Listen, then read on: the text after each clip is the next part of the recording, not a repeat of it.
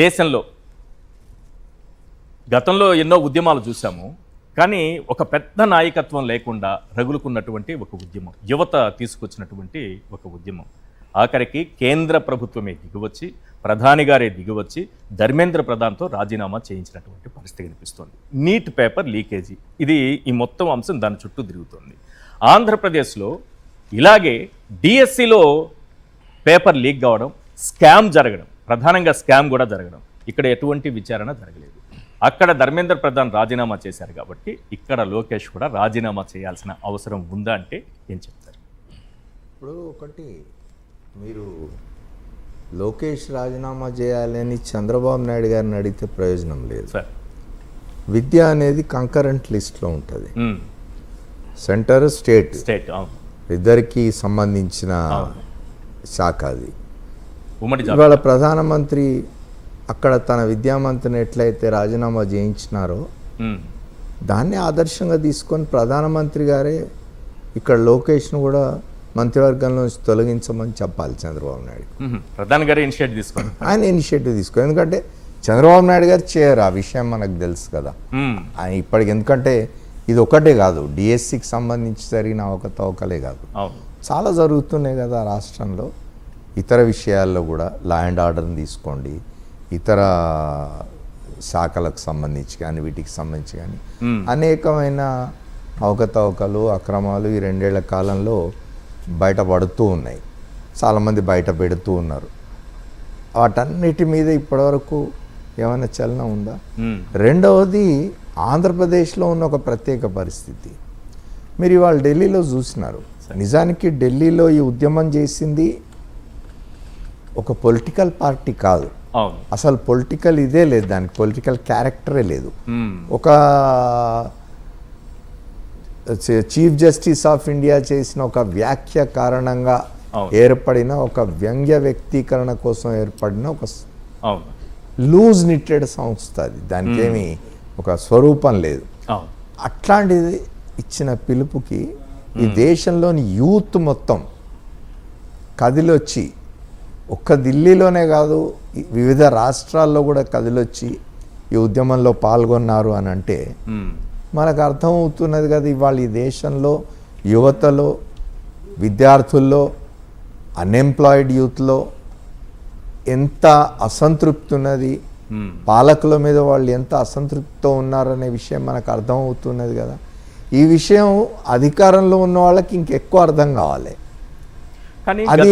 అది అర్థం చేసుకోకుండా ఒకసారి ఏమవుతుంది, అధికారంలోకి వచ్చిన తర్వాత ఇవన్నీ చుట్టూ ఉన్నవేవి కనిపించవు, తెరలు కట్టేస్తారు. ఏం కనపడకుండా తెరలు కట్టేసుకుంటారు, లేదా వాళ్ళకి సంబంధించిన వాళ్ళు కట్టేస్తారు కాబట్టి ఏం కనపడదు. నిజానికి మీరు పొగుడుతున్నారు కానీ ధర్మేంద్ర ప్రధాన్ విషయంలో కూడా చాలా జాప్యం జరిగింది. ఇన్ని రోజులు 2 మాసాలు దాదాపుగా అభిజిత్ దీప్కే కాక్రోచ్ జనతా పార్టీ అనేది ప్రారంభించి ఆయన మొట్టమొదటి జంతర్ మంతర్ దగ్గర చేసిన మొట్టమొదటి ఆందోళనకు ఇవాళకి 2 మాసాలు గడిచింది.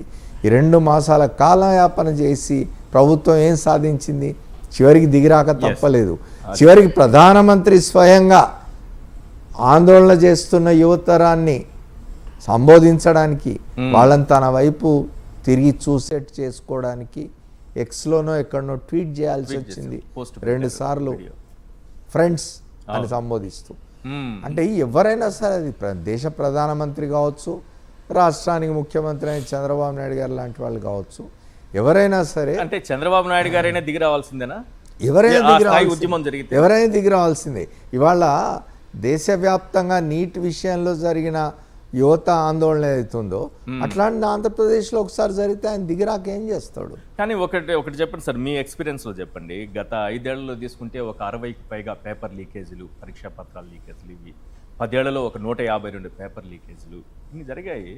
గతంలో ఎప్పుడు రాని ఇంత పెద్ద ఉద్యమ నిర్మాణం, మీరు అన్నట్టుగా పొలిటికల్ క్యారెక్టర్ లేని, ఒక స్వరూపం లేని ఒక సంస్థ లేకపోతే ఎవరో పిలుపునిస్తే ఎలా సాధ్యమైంది ఇంత పెద్ద? అదే నేను చెప్పేది. ఇప్పుడు రోజు రోజుకు పెరిగిపోతున్నది కదా, అన్ఎంప్లాయ్మెంట్ పెరుగుతున్నది. 10 ఏళ్ల కింద కంటే ఇప్పుడు ఇంకెక్కువ ఉంటుంది కదా. అవును, 10 ఏళ్ల కింద లేని ఇది అన్ఎంప్లాయ్మెంట్ కావచ్చు, ఇతర లివింగ్ కండిషన్స్ అన్నీ కూడా ఇట్లే మారుతున్నాయి కదా. ప్రభుత్వాల తీరు, ప్రభుత్వాలు వ్యవహరిస్తున్న తీరు ప్రజలతో వాటి కారణంగా కూడా ఉంటుంది కదా, మ్మ్. దానివల్ల జరుగుతున్నది. ఇది ఇంకా ఎక్కువ అవుతుంది, ఓకే. తగ్గదు. మీరు ఇవాళ నీట్తో ధర్మేంద్ర ప్రధాన్ రాజీనామాతోటి నీటికి సంబంధించిన వ్యవహారం అయిపోయింది, ఇక్కడితో క్లోజ్. ఆ పిల్లలు పోయి మంత్రులతో, కేంద్ర మంత్రులతో మాట్లాడిన తర్వాత బయటకు వచ్చి జాయింట్ ప్రెస్ కాన్ఫరెన్స్లో ఇక్కడితో మేము ముగిస్తున్నాం దీన్ని అని అంటే అక్కడితో ముగిసిపోదు. రేపు ఇట్లాంటి సమస్యలు ఇంకా చాలా వస్తాయి. కేంద్రంలో రావచ్చు, ఆంధ్రప్రదేశ్ రావచ్చు, ఇంకో రాష్ట్రంలో రావచ్చు. ఇట్లాంటి సమస్యలు ఇంకా వస్తాయి. వచ్చినప్పుడు నిజానికి రాజకీయ పార్టీల ప్రమేయం లేకుండా జరిగే ఇట్లాంటి ఉద్యమాలే కరెక్ట్.